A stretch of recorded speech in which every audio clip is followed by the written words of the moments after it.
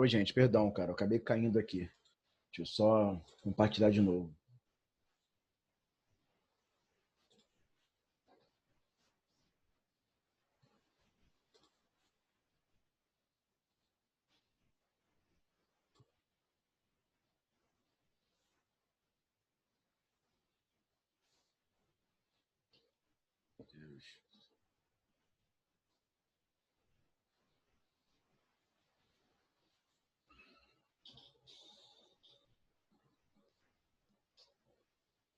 Então, eu achei legal falar de figuras de linguagem para todas as turmas. É um conteúdo que eu deixei, né? Um conteúdo comum a todas elas, porque é importante que nós saibamos bem, né? Tenhamos uma relação muito próxima com elas, porque até para entendermos muitas vezes, né, os textos relacionados a cada escola literária, até porque eles vão trazer para nós, né, esse recurso que vai ajudar bastante, né, aos autores, aos poetas, a tornar a linguagem cada vez mais expressiva. Vai nos ajudar também e vai ajudá-los, né? É importante que quando você estuda lá, quando vocês principalmente, né, que viram barroco comigo, né, e, e perceberam, né, essa relação de oposição, né, aquela dualidade que aparece no barroco, né, através do antropocentrismo, que é o homem como sendo de tudo, né, antropo, né, o homem, né, como sendo de tudo, antropocentrismo, né, e Deus, né, teocentrismo como sendo de tudo, aquela confusão, aquela dualidade, aquele conflito, né, que vai aparecer nos poemas, né, do autor barroco, né. Então é importante que vocês vão reparar que lá, né, o autor vai colocar em evidência essa dualidade, esse conflito através das antíteses, através do paradoxo, né? Muitas vezes também vão entrar hipérboles, né? Então, assim, cada escola vai trazer, né, uma maneira, né, do autor propagar a sua arte, né, a sua poesia, e é importante que nós reconheçamos as figuras de linguagem, para que, até porque a poesia é um texto totalmente voltado ao subjetivismo, é um texto subjetivo, não é objetivo, então o poeta vai usar bastante, né, vai recorrer bastante às figuras de linguagem. Então é importante que nós reconheçamos, certo? Ao olhar aquele texto, aquele poeta, aquele poema, né, relacionado àquela escola literária, é importante que nós reconheçamos. Eu vou saber que o simbolismo vai trazer para nós, né, a sinestesia, vai trazer as figuras de som, né, que era comum aos poetas simbolistas, certo? Então, assim, é importante entendermos bem figuras de linguagem, porque elas caem na prova, né, em vestibular para nós, né, de maneira absurda. Eu estava vendo aqui os conteúdos que mais caem, né, para nós em vestibular, né, tratando de vestibular, né, você vai ter ali as escolas literárias, como para vocês que vão fazer vestibular, né, vou chegar ao último ano, que mais cai para vocês essa parte do modernismo, que é uma escola que vocês vão ver, né, lá no terceiro ano do ensino médio. Cai muito também, né, figuras de linguagem e outras matérias relacionadas a língua portuguesa, né, a literatura de forma geral. Tá? Então, por isso que eu achei interessante trabalhar com vocês. Tranquilo? Então, aqui, ó, entende-se por figuras de linguagem. Isso aqui nós já vimos. Então, uma revisão realmente, né, para começar, para que vocês vejam realmente o que eu vou cobrar, que vai cair para vocês em relação à prova. Tá? Então, entende-se por figuras de linguagem, né, figuras de estilo ou mesmo figuras de oratória, né, o tipo de conteúdo ligado à parte estilística da gramática, cujo objetivo seja a análise de casos específicos de uso expressivo, né, que eu falei com vocês. Né? As figuras de linguagem, né, elas são recursos dos quais vamos dispor para tornar a linguagem cada vez mais expressivas, né? Sejam figuras de linguagem usadas por nós na construção de textos objetivos, né? Eu posso usar diversas figuras de linguagem para tornar o meu texto mais expressivo, para que eu não repita, né, dentro do meu texto objetivo. Eu vou usar diversas aqui, vocês vão ver que eu vou falando com vocês durante a explicação, né, durante o desenvolver da aula, aquelas que nós podemos usar, né, num texto objetivo, né, num texto dissertativo, argumentativo, que é o texto que vai ser cobrado por nós também, né, pelos vestibulares, né, quando nós chegarmos, né, a essa fase. Ou vestibulares ou concursos, de maneira geral. Então, são algumas figuras nós vamos sim poder usar, né, utilizá-las na hora de construir um texto objetivo. E as outras, né, para quem tem essa relação, alguns alunos aqui me mostram, né, às vezes alguns textos, né, poéticos que eles mesmos produzem. Então você vai, é normal que vocês usem, né, disponham, perdão, né, de recursos, desses recursos, né, que são as figuras de linguagem, que vão ajudar, né, que vão nos ajudar a tornar a linguagem cada vez mais expressiva, né? Então é importante, né, que nós saibamos muito bem. Tá? É difícil gravar um nome, o mais complicado é associar os nomes, né, cara, às figuras de linguagem, mas através de exercício vamos ver se a gente consegue tornar isso mais tranquilo. Beleza? Então, aqui, o objetivo de uso das figuras de linguagem, né? Um dos principais objetivos de uso desses mesmos recursos expressivos é poder gerar conteúdos que representam estados, né, ou intenções particulares ao contexto enunciativo, pelo que se insere determinado, né, usuário de língua, né, o indivíduo. Tá? Uma opinião técnica aqui, né, eu trouxe uma opinião técnica, segundo Mauro, né, Mauro Ferreira, um dos principais linguistas brasileiros. Né, hoje ninguém mais quer se colocar como gramático, né, todos querem ser linguistas, né? São aqueles que estudam a língua de forma geral. Né? A importância em reconhecer figuras de linguagem está no fato de que tal conhecimento, além de auxiliar a compreender melhor os textos literários, é importante porque vai nos ajudar a compreender melhor os textos literários, certo? Se eu tenho lá, se eu vou gravar, né, cara, aquela característica dos simbolistas, né, que através das figuras de som, eles vão retratar, né, trazer essa sonoridade aos seus poemas. Hoje pode ser que o cara cobre uma questão, né, que vai trazer esse reconhecimento das características daquela escola literária, e o cara pode cobrar também, né, esse domínio nosso em relação a achar, né, e classificar as figuras de linguagem que ali aparecem. Então é de suma importância realmente, tá? Nós reconhecermos as figuras de linguagem. É complicado realmente gravar os nomes e associá-los, né, àquela figura que vai aparecer, mas é uma matéria de suma importância para vocês que querem, que buscam, né, lá no futuramente, né, fazer um vestibular, né, ou então pleitear, né, um curso muito concorrido. É importante que vocês, né, venham a se preparar desde agora, né, não deixar lá para quando chegar perto, né, chegar aos últimos anos do ensino médio. Tranquilo? Bom dia, Renan. Bom dia, filhão. Tamo junto, filho. Então, para quem chegou agora, para quem entrou depois, né, ou para quem não conseguiu me ouvir, né, os simulados já estão liberados. Acho que o Bira colocou, né, para vocês ontem, cada grupo lá, o que o Armando tinha passado para nós. Os simulados já estão liberados, vocês podem fazer. É importante até que façam logo, né, para adiantarem o processo. E a mesma coisa, não muda nada, né? A nota da prova vai se juntar ao simulado, né? E vamos fazer essa média aritmética, vamos dividir por 2 e a média vai entrar lá com a média final de vocês. Além de somar, né, e fazer a outra média com a participação de vocês, né, no Zoom, na plataforma, certo? Tranquilo? Então, a nossa prova, né, as provas de vocês, na verdade, começam dia 26, que é uma quinta-feira, tá? E aqui, para quem entrou agora também, eu estou, né, trazendo e vou deixar para vocês no grupo lá, né, os slides direitinho, quais são os conteúdos mais que eu vou mais cobrar na nossa prova. Temos 2 semanas aí, né, 2 semanas e praticamente uma aula só até a nossa prova. Vou usar essas 2 semanas somente para revisar os conteúdos que eu vou mais cobrar para vocês, né, trabalhando assim, né, conteúdo em slide e também trazendo exercícios, deixando para vocês exercícios para que depois, nas próximas aulas, nós façamos a correção. Tranquilo? Então aqui, ó, perdão, né? Então tem tipos, né, cara? São tipos de figuras de linguagem. E em português o nome nunca é à toa. É importante que quando né, os especialistas, né, eles atribuem nomes para nós em português, o nome nunca é à toa. Pode ser até que eles criem nomes redundantes, né? Mas os nomes nunca são à toa. Então, figuras de sintaxe. As figuras de sintaxe, ou também chamadas de construção, são aquelas que vão nos ajudar, né, a construir o nosso período oracional, né? Ou período simples ou composto, não importa. Elas vão ajudar, né, a construir o texto. Por isso são figuras de sintaxe ou de construção. É importante porque algumas delas, né, vão nos auxiliar a não repetirmos dentro de um texto, que é importante. A repetição, né, em demasia, ela pode fazer e vai fazer com certeza que o corretor tire pontos nossos em relação a um texto objetivo.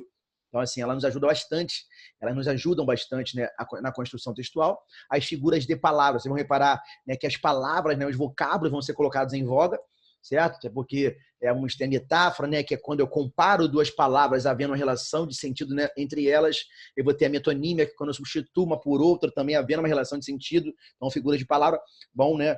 O nome não é à toa. Vou usar vocábulos, palavras, para, né, construir, né, as figuras, certo? As figuras de som, o nome já diz, são aquelas que vão trazer um efeito sonoro, né? Tem o simbolismo, né? A escola literária vai, com certeza, usar bastante desse recurso da literação, da sinestesia, nem é figura de som, mas eles também utilizam bastante da sinestesia. Então é importante que nós reconheçamos as figuras para assim também, né, nos ajudar a avaliar aquele poema, né, aquele texto literário, tá? Que pode ser que seja cobrado para nós lá futuramente. Show? E figuras de pensamento, que também está ligado, né, ao pensamento. Eu vou ter o eufemismo, né? O eufemismo é quando nós suavizamos a expressão negativa, né? Ruim, aquilo tá ligado ao pensamento, né? Quando eu uso uma expressão mais forte, né? Uma expressão mais pesada, aquilo vai influenciar no pensamento. Então, assim, eu vou tentar amenizar, suavizar, usando uma expressão mais suave, menos pesada, para que aquilo ali né, para que eu suavize uma expressão negativa e pesada. Então, assim, cada figura, né, vai, eu separei bonitinho aqui, né, vai entrar em cada tipo, né, nas tipologias das figuras de linguagem. Falei tipologia, falei em tipo, tá? Então, figuras de sintaxe, vou começar na ordem, tá? Figura de sintaxe ou de construção. São aquelas que vão nos ajudar na construção textual. Tranquilo? Repare que coloquei de cara o assíndeto. Vamos entender aí para nós, né, o mais complicado, né, o mais difícil é nós associarmos o nome, né, à figura de linguagem. É só nós entendermos ali, ó, né? A palavra síndeto em português, em língua portuguesa, ela quer dizer conjunção, né? Síndeto, oração coordenada sindética. É aquela que vai trazer o síndeto, né? Ela vai nos apontar o conectivo, a conjunção. Então, falei em síndeto, falei na presença de conjunção. Já ali, ó, repare que ao construir, né, o vocábulo assíndeto, né, entrou o prefixo a, que em português nos indica negação, né? E entrou outro S ali, né? Que é a nossa letra de ligação. É só nós lembrarmos lá, né, da estrutura, formação das palavras, matéria que vocês viram comigo lá atrás, certo? Então entrou ali, né? Na verdade, entraram ali o A, prefixo de negação, né? E o S ali, que é a nossa letra, né? A nossa consoante de ligação. Então, a síndeto, né, cara? É quando não aparece síndeto, né?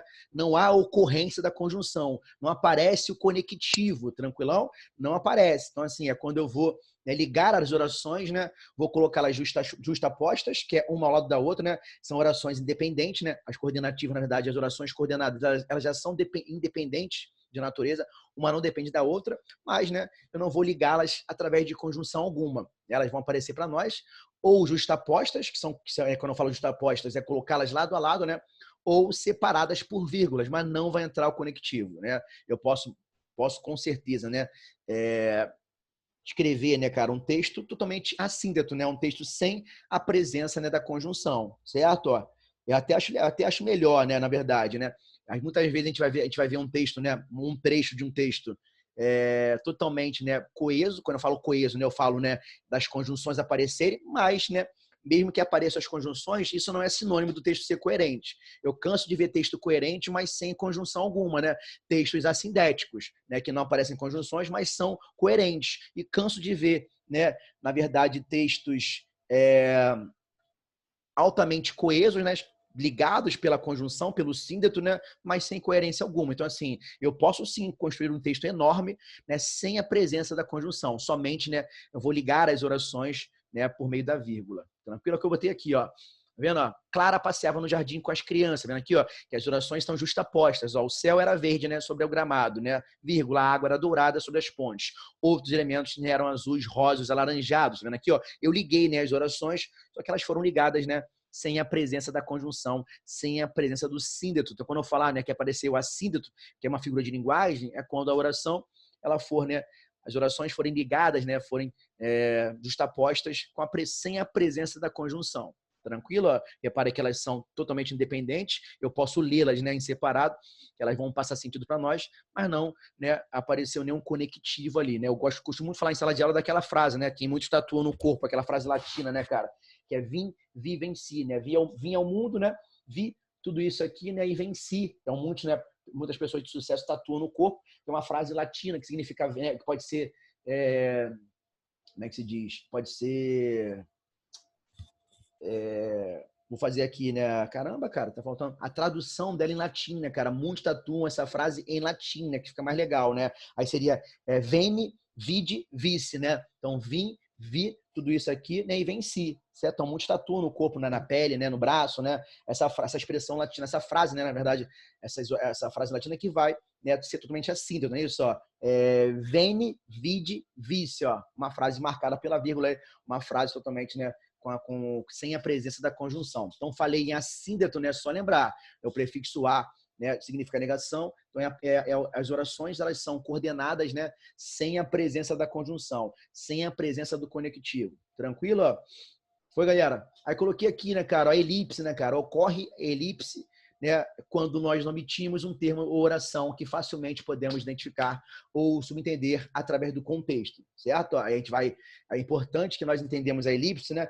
Porque é muito comum também para nos ajudar na construção textual. Para que meu texto não fique repetitivo, né? Muitas vezes eu vou, né, deixar aquele termo ali oculto, até porque, né, o meu interlocutor, a pessoa com quem eu falo, né, ou quem vai ler o meu texto, ela vai, na verdade, né, cara, através do contexto, ela vai associar o que eu quis dizer. Então, assim, através do contexto, né, não, a expressão não aparece ali, né, cara, explicitamente, né, por isso que é elipse, né, implícito. É só nós lembrarmos lá atrás, né, da parte da sintaxe, onde nós vimos, né, o sujeito oculto, né, implícito ou elíptico, é aquele que não aparece, né, na sentença, mas nós conseguimos facilmente identificá-lo através, né, da desinência do verbo, né, do meu contexto. Show de bola? Mas não só, né, pronomes podem ser ocultos, né, o elíptico, né, verbos, né, e outras expressões dentro de um texto.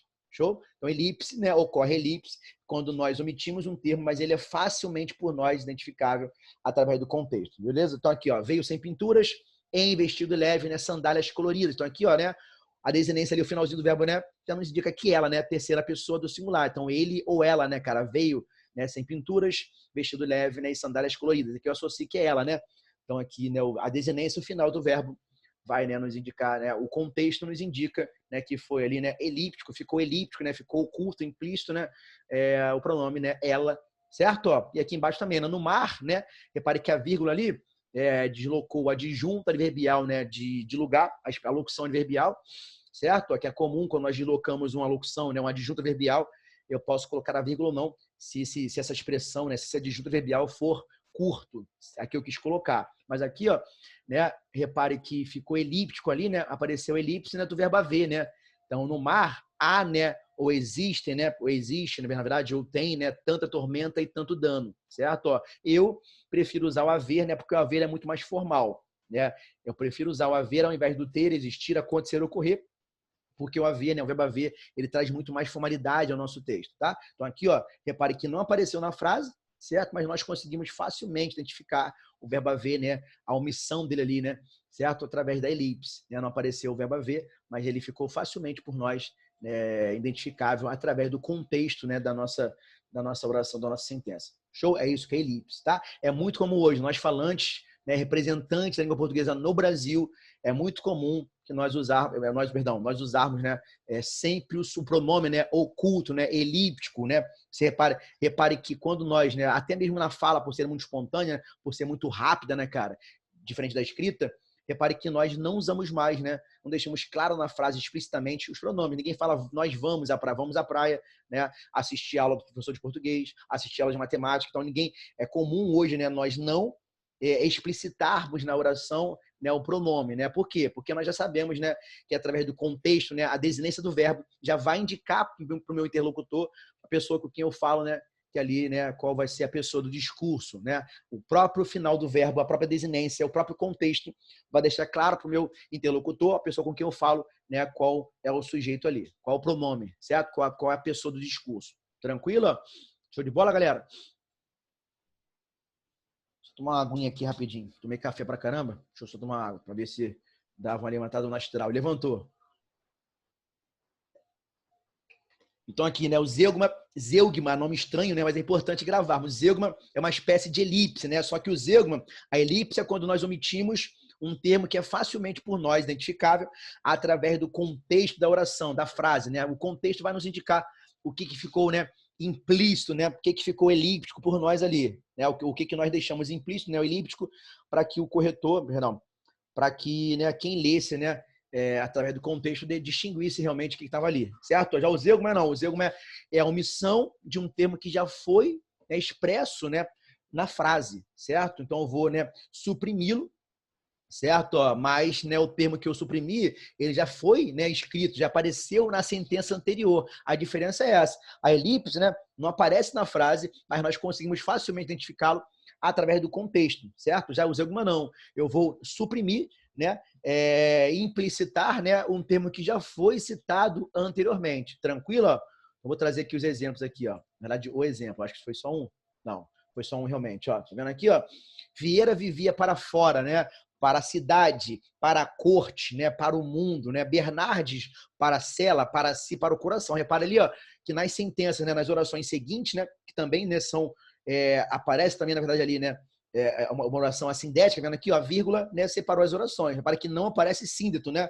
Então também aparece um assíndeto ali. Pode ser que numa sentença apareçam mais de uma figura de linguagem. Então aqui, ó, as orações elas foram, né, marcadas pela vírgula, né? Não apareceu conjunção alguma, então apareceu também o assíndeto ali. Tá Tá vendo aqui, ó? Mas, né, ocorreu a omissão do viver. Até porque, né, ficaria muito chato, né, e repetitivo se eu fosse, né, repetir o viver em todas as orações, né? Vivia para fora, vivia para a cidade, vivia para a corte, vivia para o mundo. Bernard vivia para a cela, né, vivia para si e para o coração. Então aqui, ó, houve, né, a omissão do verbo viver, né, que já foi citado, né, já tinha sido citado na sentença anterior. Então, zeugma é isso, é quando nós omitimos um termo, né, um termo que já foi citado na sentença, né, anterior. Beleza? Essa vírgula ali, né, ela marcou, na verdade, as orações coordenadas assindéticas, né? Marcou essas orações intercaladas, tranquilo? Mas, na verdade, né, eu poderia até alegar que essa vírgula podia ser uma vírgula vicária também. O que é vírgula vicária?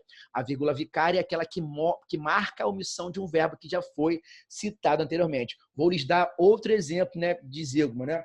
Se eu falar, Fabiano dá aula de português, ponto e vírgula, né? Bira, vírgula, de matemática, né? Ou Michele, vírgula, de história. Vendo aqui, ó, repare que eu omiti o verbo dar, que já foi citado por mim na sentença anterior. Então, Fabiano dá aula de português, ponto e vírgula, né? Bira, né? Vírgula, de matemática. Vendo aqui, ó, eu omiti o verbo dar, né? Porque ele já foi citado na sentença anterior. O meu texto não ficar repetitivo, né, cara? Eu vou omiti-lo, certo? Através da vírgula vicária.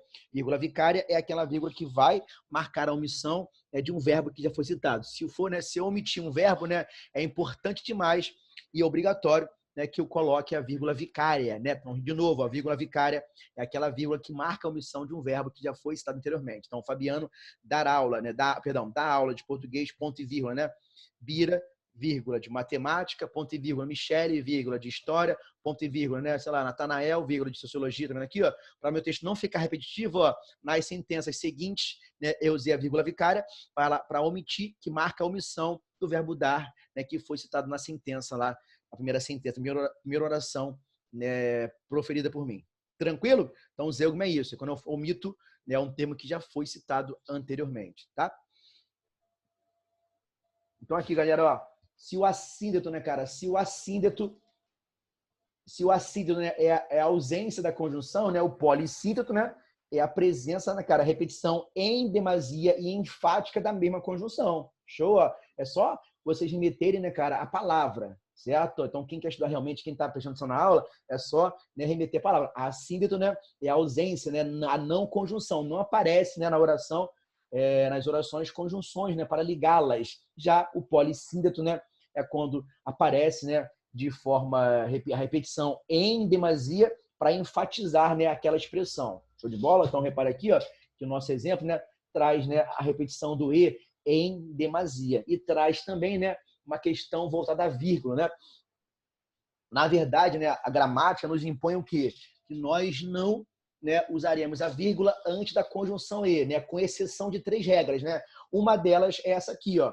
Quando, né, eu repito a conjunção e em demasia, né, quando eu marco, né, o polissíndeto, que é a repetição da conjunção, quando for a conjunção e, eu sou obrigado, né, a marcar, né, a repetição pela vírgula. Então, ó, vão chegando as burguesinhas pobres, vírgula, e as criadas das burguesinhas ricas, vírgula, né?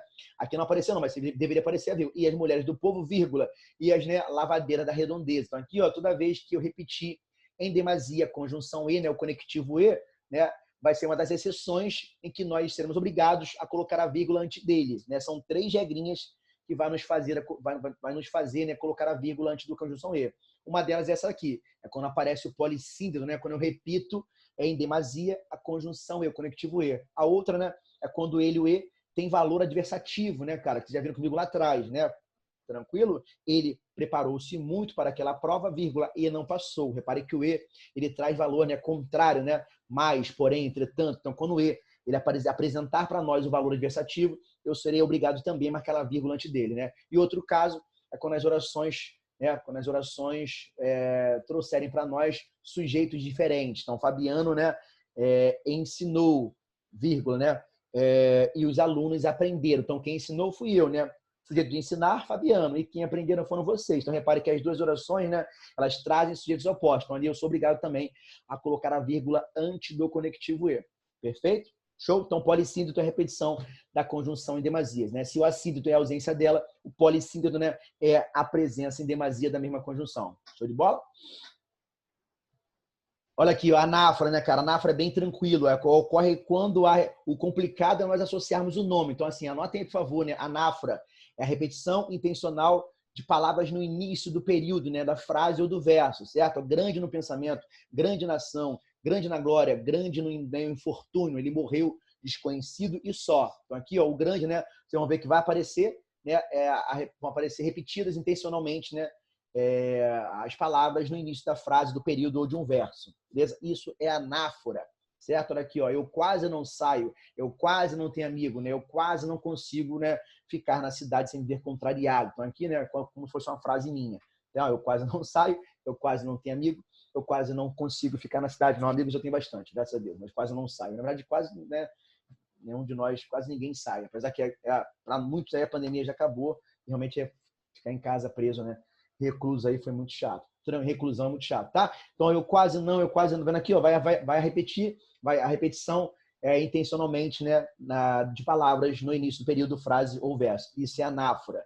Tá? O complicado vai ser nós gravarmos realmente e associarmos o nome à figura que aparecer, mas não importam, não fiquem preocupados que eu vou fazer exercícios com vocês, né, vou fazer juntos. Tranquilo? Pleonasmo, né, cara? O pleonasmo é um recurso que pode ser estilístico, né? Que pode realmente enriquecer a expressão, dando ênfase à mensagem. Tem dois tipos de pleonasmo, né? O pleonasmo redundante, né? Perdão, o pleonasmo vicioso, né? A redundância, tautologia, que é aquele que, né, nós temos que evitar numa prova, uma questão, não. Temos que evitar num contexto mais formal. E há também, né, o pleonasmo, né, estilístico, né, cara? O pleonasmo de estilo, né, literário, aquele que vai realmente trazer, né, um estilo ao meu texto. Tranquilo? Então é importante, como é que diz? Separarmos os dois, né, cara? Mostrar a diferença deles, tá? O pleonasmo vicioso, a redundância, é quando sem querer, né? Eu nem considero o pleonasmo um erro, não. Eu considero o pleonasmo um vício de linguagem, porque é muito comum. É muito comum, né, cara? E de nós mesmos falantes, essa coisa de reforçar aquilo que queremos dizer. Então, hemorragia de sangue, né? Eu quero reforçar. Hemo já quer dizer sangue, mas é comum reforçarmos, né?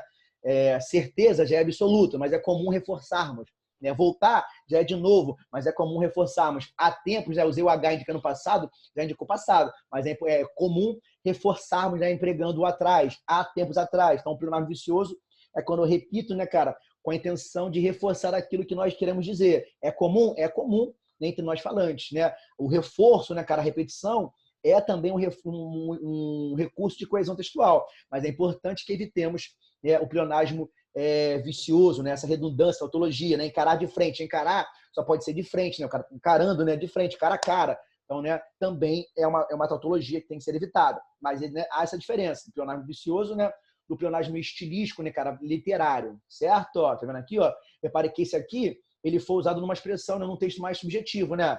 Iam 20 anos desde aquele dia, quando com os olhos eu quis ver, né, de perto, né? Quanto em visão, com os da saudade eu vi. Então, aqui, com os olhos eu quis ver, né? É uma expressão redundante, né? É uma expressão que traz uma tautologia. Com os olhos eu quis ver, só posso ver com os olhos. Mas repare que é uma expressão mais voltada, né, a um texto subjetivo. Quando nós voltarmos aqui, ó, tem 3 minutinhos, vou parar por aqui. Quando nós voltarmos no próximo tempo, eu vou explicar melhor. Vou dar outros exemplos, né, de pleonasmo estilístico, né, cara, o literário, que vocês podem usar também numa questão, né, um texto mais objetivo, beleza? Vou fechar com vocês e volto daqui a pouquinho, tá? 3 minutinhos, alguma coisa, eu fecho aqui e volto com vocês daqui a pouco, beleza?